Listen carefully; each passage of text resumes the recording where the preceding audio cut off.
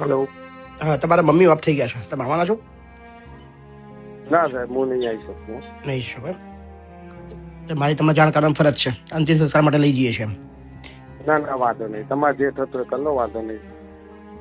પણ મતલબ અંતિમ સંસ્કારમાં ખાલી આવ્યા તો કદાચ એની આત્માને શાંતિ મળે મારા ભાઈ. ના, હું નહીં આવી શકું યાર, મારી બહુ મજબૂરી છે. મજબૂરીઓ છે એમ? કઈ વધારે ચલો હા ને ભાઈ.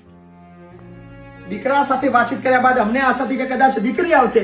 દીકરીને પણ ફોન કર્યો, દીકરી શું કહી રહી છે એ પણ સાંભળો.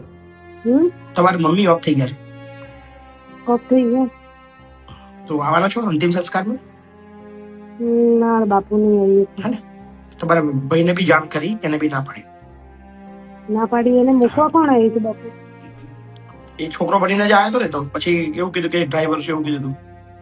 એ નહીં, તો હમણાં તમે સોમવારે છેલ્લો ફોન કર્યો ત્યારે ને તમે એ છોકરો આવ્યો હતો પહેલા કોણ મૂકવા આવ્યું હતું? યાદ નહીં પોણા મૂકવા આવ્યા કે કેટલા મહિનાથી છે. પણ આ તો તમને તો દર અઠવાડિયે કહીએ છીએ કે ભાઈ તબિયત ખરાબ છે, પણ તમારામાંથી કોઈને આવું જ ના હોય તો હું કરી બેઠો.